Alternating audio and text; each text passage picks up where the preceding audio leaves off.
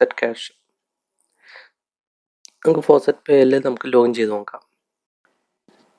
Faucet പേ details ഇല്ലാത്തവർക്ക് തൊട്ട് മുമ്പത്തെ വീഡിയോസിൽ ഞാൻ ഇതിനെക്കുറിച്ചുള്ള എക്സ്പ്ലെയിൻ ചെയ്തിട്ടുണ്ട്.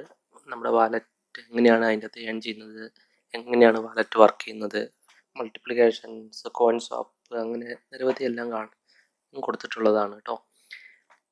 വീഡിയോ കാണാത്തവർക്ക് ഡിസ്ക്രിപ്ഷനിൽ വീഡിയോ ലിങ്ക് കൊടുക്കുന്നതാണ്.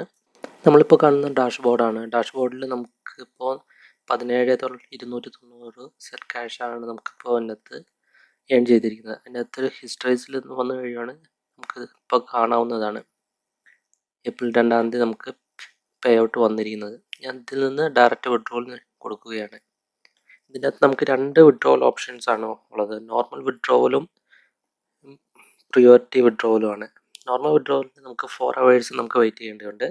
അതുപോലെ തന്നെ പ്രിയോറിറ്റിയിൽ നമുക്ക് 5 മിനിറ്റാണ് വെയിറ്റ് ചെയ്യേണ്ടത്. അത് തമ്മിലുള്ള വ്യത്യാസം എന്ന് വെച്ച് കഴിഞ്ഞാൽ നമുക്ക് അതിനകത്തുള്ള ഒരു ട്രാൻസാക്ഷൻ ഫീ ആണ്. നോർമലി നമുക്ക് 500 ZEC സതോഷിയാണ് ട്രാൻസാക്ഷൻ ഫീ വരുന്നത്.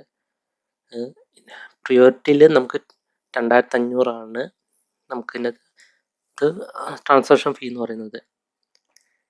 ഞാനിപ്പോൾ വീഡിയോസിന് വേണ്ടിയിട്ട് ഞാനിവിടെ പ്രിയോറിറ്റി വിഡ്രോവലാണ് ഞാൻ കൊടുക്കുന്നത്. നമുക്കൊരു 5 മിനിറ്റും കൊണ്ട് നമുക്ക് വിഡ്രോവൽ എങ്ങനെയാണെന്നുള്ളൊരു വീഡിയോ എടുക്കാൻ വേണ്ടിയിട്ടാണ് ഞാനിപ്പോൾ ഡയറക്റ്റ് വിഡ്രോവലിന് ഞാൻ കൊടുക്കുകയാണ്.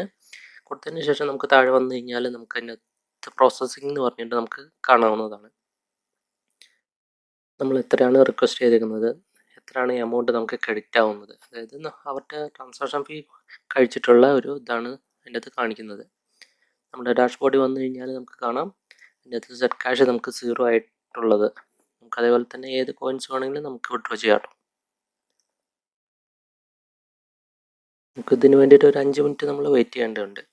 5 മിനിറ്റിനുള്ളിൽ നമുക്ക് ആ എമൗണ്ട് നമുക്ക് കയറുന്നതാണ്. ഞാൻ ഇതിന് എക്സ്ഡോസ് വാലറ്റാണ് ഇതിനു വേണ്ടി ഞാൻ ഉപയോഗിച്ചിരിക്കുന്നത്. എക്സ്ഡോസ് നമുക്ക് ലോഗിൻ ചെയ്യാം. ലോഗിൻ ചെയ്തതിന് ശേഷം നമ്മുടെ വാലറ്റിൽ വന്നു കഴിഞ്ഞാൽ നമുക്ക് കാണാവുന്നതാണ്.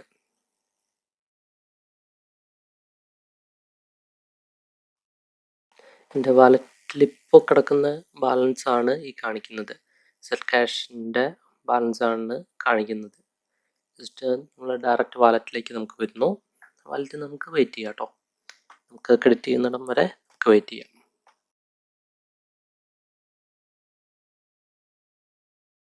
ഇപ്പോൾ ഇത് നമുക്ക് ഇതിൻ്റെ അകത്ത് എമൗണ്ട് നമുക്ക് റിസീവ് ആയിരിക്കുകയാണ്. നമ്മൾ അവിടെ നിന്ന് റിക്വസ്റ്റ് ചെയ്തിട്ടുള്ള എമൗണ്ട് ആണ് നമുക്കിവിടെ റിസീവ് ആയിരിക്കുന്നത്.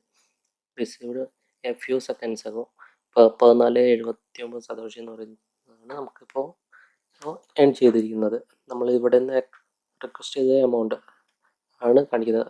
അതിനകത്ത് സ്റ്റാറ്റസ് നോക്കി കഴിഞ്ഞാൽ നമുക്ക് കംപ്ലീറ്റഡ് ആണ്. 14,790 നമുക്കിവിടെയും ക്രെഡിറ്റ് ആയിട്ടുള്ള എമൗണ്ട് എന്ന് പറയുന്നത്.